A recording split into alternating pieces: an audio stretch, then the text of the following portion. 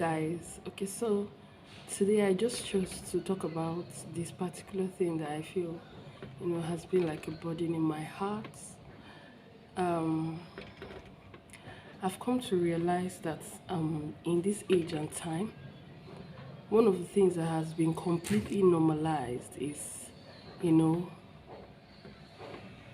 women praying. Almost everybody is beginning to understand that aspect of our lives as Christians. But the most neglected is the study of the word. It's almost like, what do you pray about? Are you just praying, God, I bind, I cast?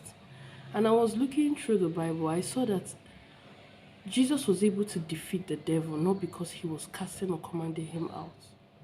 He was able to defeat the devil himself that came to him, after he had fasted and prayed. And he came to him trying to tempt him. Jesus was not casting him out. He was only quoting what was already there in the word. He would be like, okay, the devil will quote the word, he will quote back. And I sat down for a minute and I was thinking about it.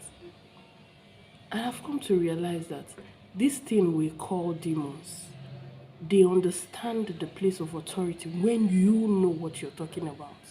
A lot of times we're casting out demons, but we don't even know or have understanding of the person we're talking about, of God, of anything. We just sit, cast out demon, I command you out, I command you this, I command you that.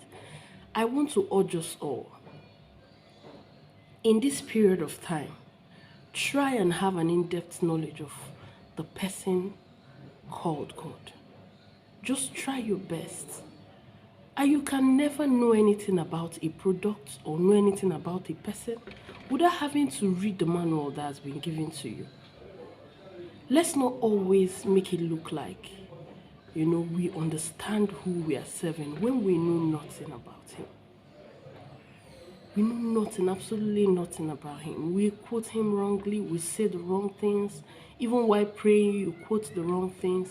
Why not stay on the word? Take your time and study the word. Study the word. The Bible is your manual as a Christian, as a born again. Try this, I'm telling you. Within this few period of time, I've been, consistently trying to study the word, stay on the word and all.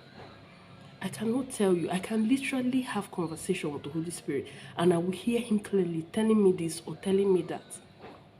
I can remember how small, very tiny this issue is that happened, I think it was last week. My husband was about to go out and we were both downstairs. He had come down.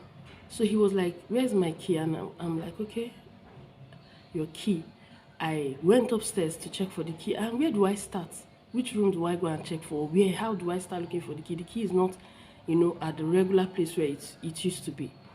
So I started looking for the key. I paused at the door and I was like, Holy Spirit, where's the key? He told me, literally, that it is in my husband's pocket. As in, it felt like a shock. And I called him, I was like, babe, check your pocket, the key is in your pocket. And he checked and was like, oh, sorry. When he left, I was just jumping. Not because of anything, but I didn't see him put the key in his pocket. I wasn't even there when I did not even, nothing about him putting the key in his pocket would have even made me, have that response. The Holy Spirit was express, told me the key is in his pocket. How should I have known that?